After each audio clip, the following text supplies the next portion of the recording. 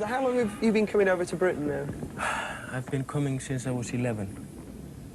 Every year to Britain, to London. Did you live over here for a while? I lived here for 4 years, yes. But I didn't. But I did. How do Icelandic people view Great Britain? Well, I don't know if I should say this on national television, but we won the Cod War.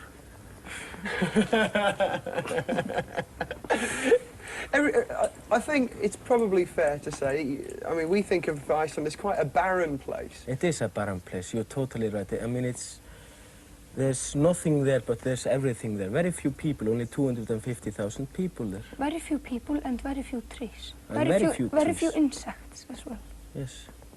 But loads of sheep. There's double the population of Iceland is doubled in sheep. There's 2 sheep to every Icelander. And that shows the mentality of Icelanders. And big flock of sheep. And very many horses as well. Yeah, quite a few horses. Like 1 horse to each, to 2 persons, something like that. Yes. And cars. 2 cars to every person in Iceland. That's true. Do many British bands play in Iceland? Yes. There are a few each year that come over, but Led Zeppelin, Slade, Stranglers. that was a few years ago. Yeah.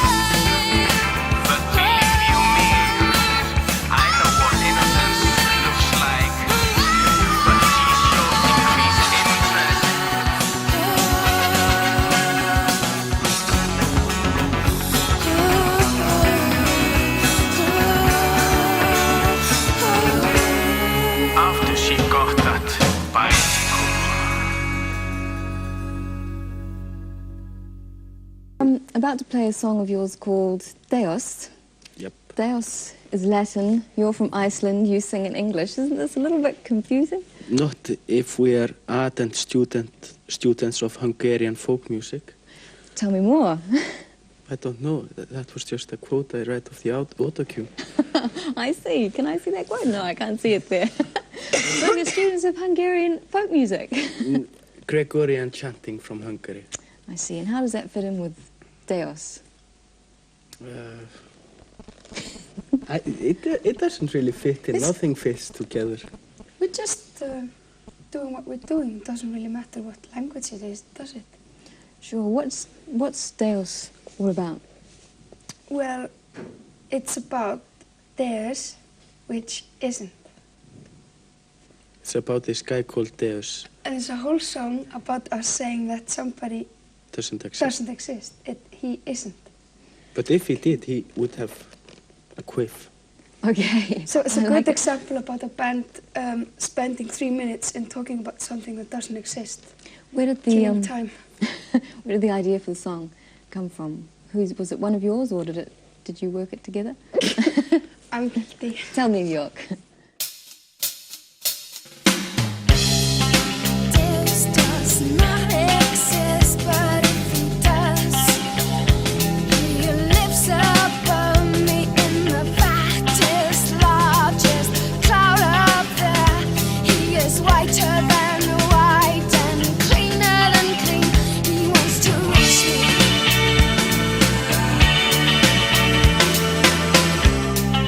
This does not exist, but if he does, I always notice him getting ready in his airy room. He is picking his gloves so gently up. He wants to touch me.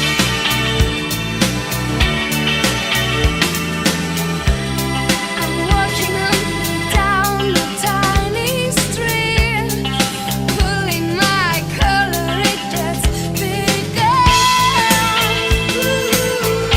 I once met him. It really surprised me. He put me in a bathtub, made me squeaky clean.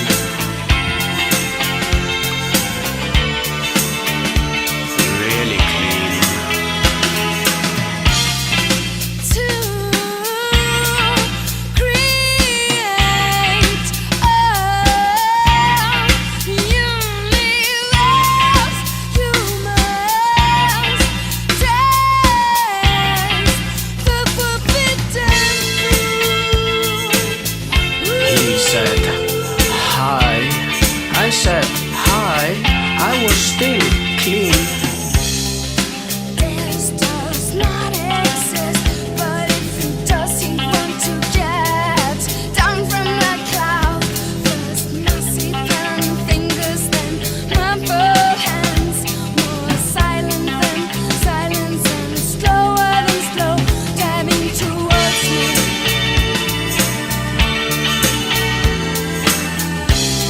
My color is huge, room for two hands. They start at the chest, then move slowly down. I thought I had seen everything. He wasn't white and fluffy. He just had sideburns. He just had sideburns and a quaver. And he said, hi. I said, hi. I was still clean. I was squeaky clean. I was surprised, just as you would be. This This does not exist. This does not exist. This does not exist. This does not exist. This does not exist. This does not exist. This does not exist. This does not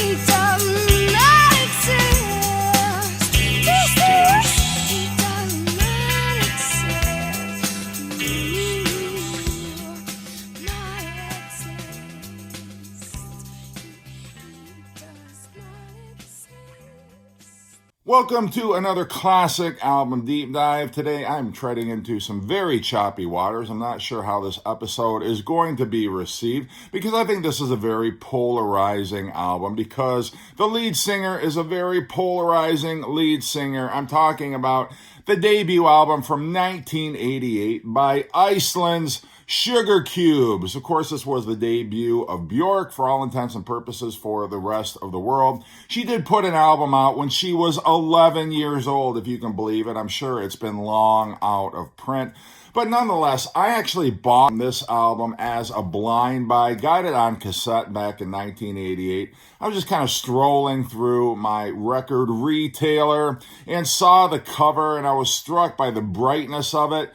And I figured it had to be some kind of new wave alternative band with a name and a cover like that. Maybe even some bubblegum pop of some sort. But it was very much in the post-punk new wave vein. And if I had to compare this band or what do they sound like, I would say they're probably a combination of Susie and the Banshees, the B-52s, and a little bit of Blondie thrown in there. Those kind of the three bands that I feel like they draw most of their influences from. So yeah, they were from Iceland, which it's lucky anybody heard of them at all. They made a big splash in the UK with this debut album, and from what I understand, they kind of did this album as like a joke. They were kind of trying to do like a little bit of a spoof on new wave post-punk music that was very big in the 1980s.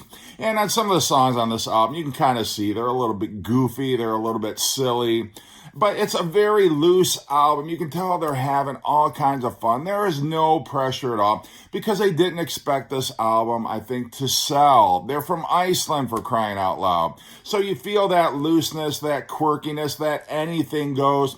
There's so many thematic styles on this album. It's really enjoyable. But like I say, I think if you like Björk as a lead singer, you're probably going to like this album. If you do not like Björk, you're not going to like it at all, in spite of the music. It's kind of like Morrissey. You may like the music of the Smiths, but if you can't take Morrissey's voice, you're not going to like the Smiths. You're not even going to bother diving into their catalog. So yeah, Björk is a very polarizing lead singer, but also there's a male lead singer, and I hesitate to say lead singer. Let's just call him a male vocalist who is speaking throughout most of the songs on this album.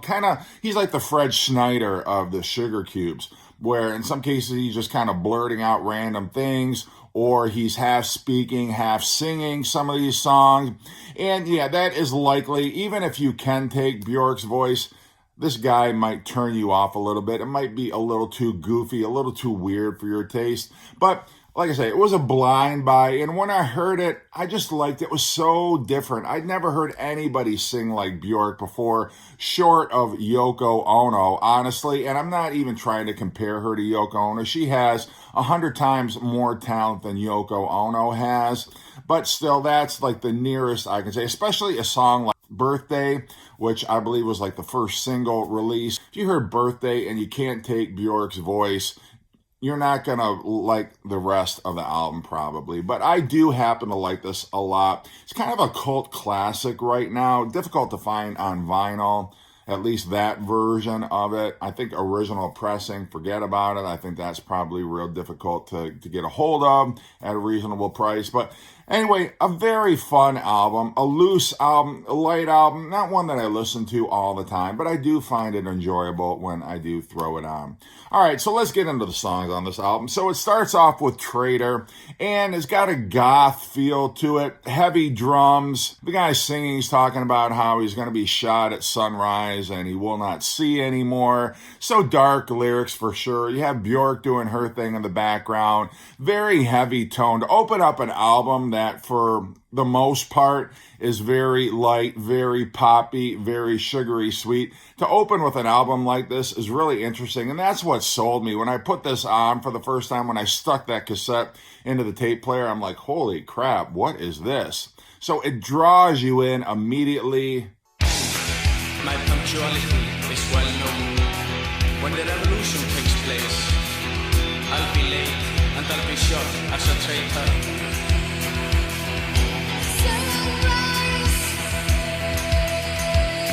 When the sun rises, I will not see. I regret nothing, it was worth it. Going through life without a timepiece did pay off.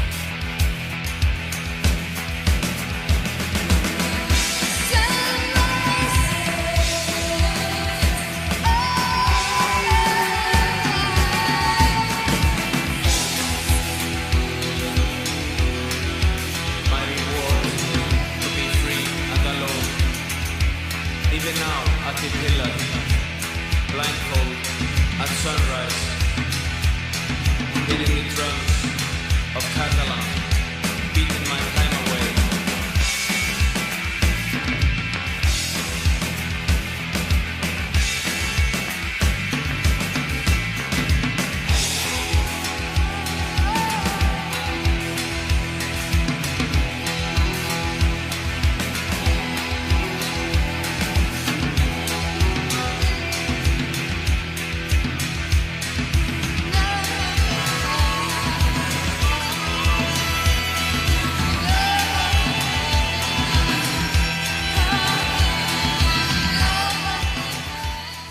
Traitor is a great opening track. And then Motor Crash. Motor Crash for the longest time was my favorite song on this record. I think it's the most radio friendly, the most accessible. Reminds me of the Smiths, a little bit of the Pretenders here. Great vocal from Bjork. She kind of sings and then sighs and moans. She's all over the place on this song. There's even some brass, like the Police, when they use brass. That's kind of what it sounds like on this record. So I do hear a little bit of the Police.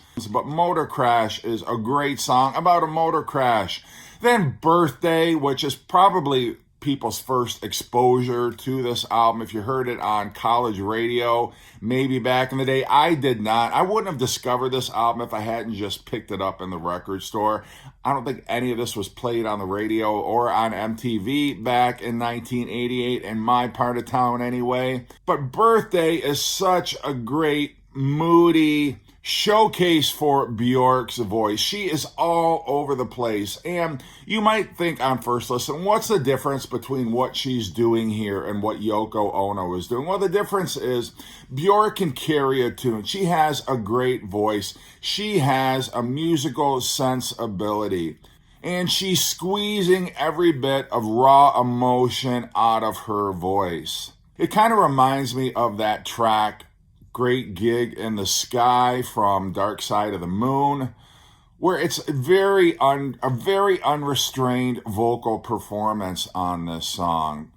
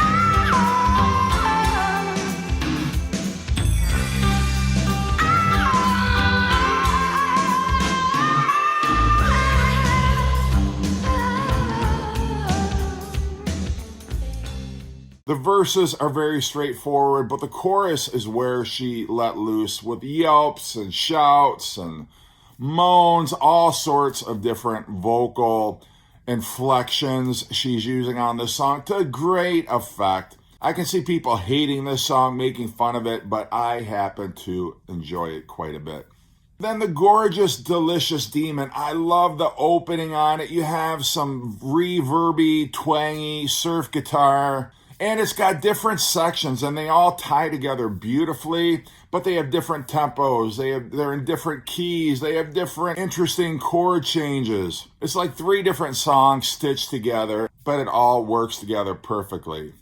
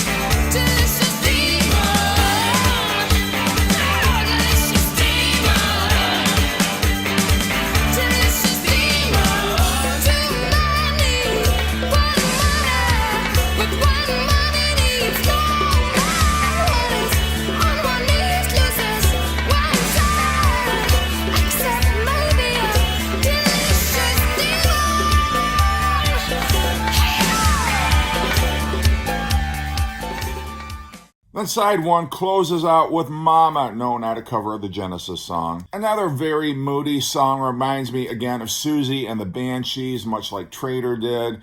And some great vocal performance from Bjork on this one.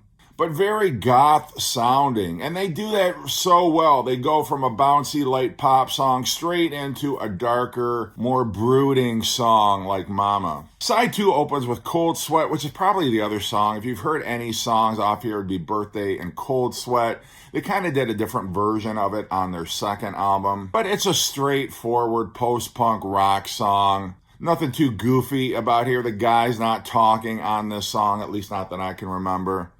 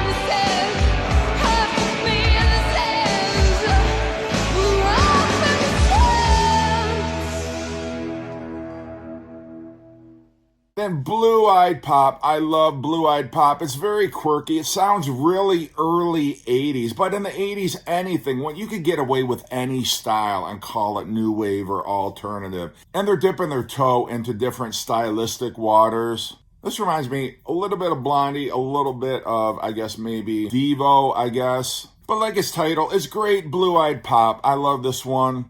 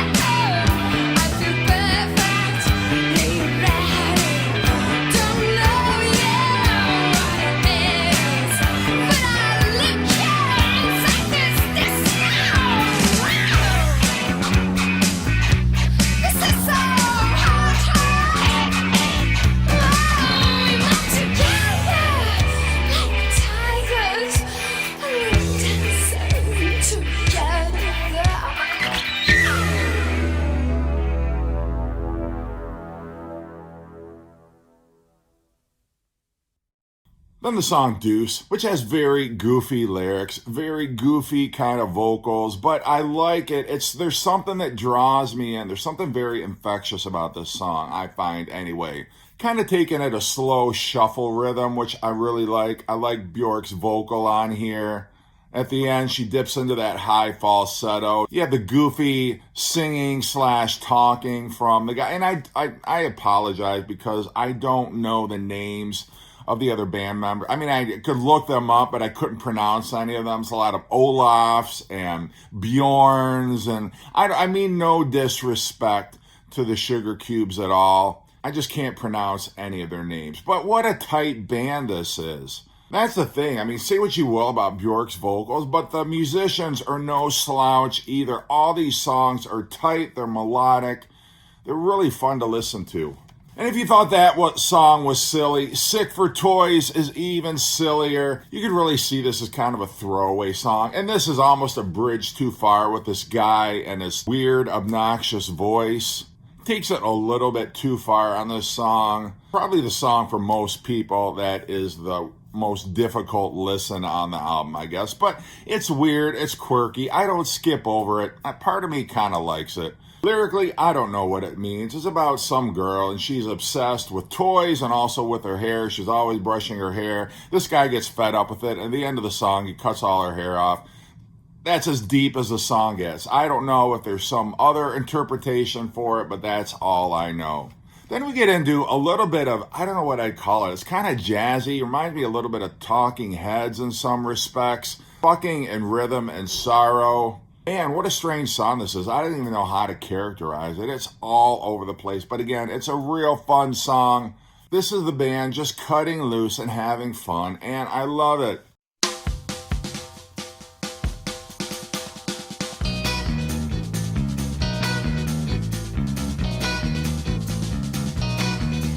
A divorced lady arrives home from a bar. Guess what she sees there? There's a naked person in my flat. He's got a weird expression on his face.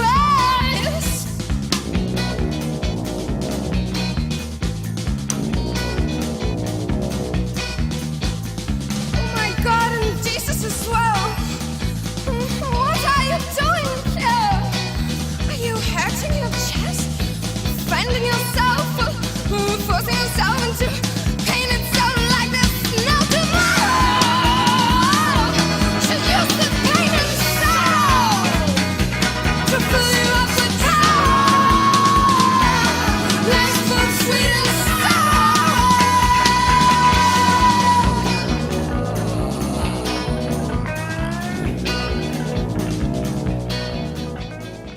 Then the last song on the album proper is Take Some Petrol, Darling. And this would probably be my least favorite. I don't know. It doesn't really go anywhere. It's just kind of plodding, and I usually turn the cassette over before. I mean, back in the day, I would probably listen to the whole thing, but now it's all right. It's not terrible, but it just doesn't have the same tone, the same vibe as the rest of the album. So anyway, that's my deep dive into the Sugarcubes. Life's Too Good.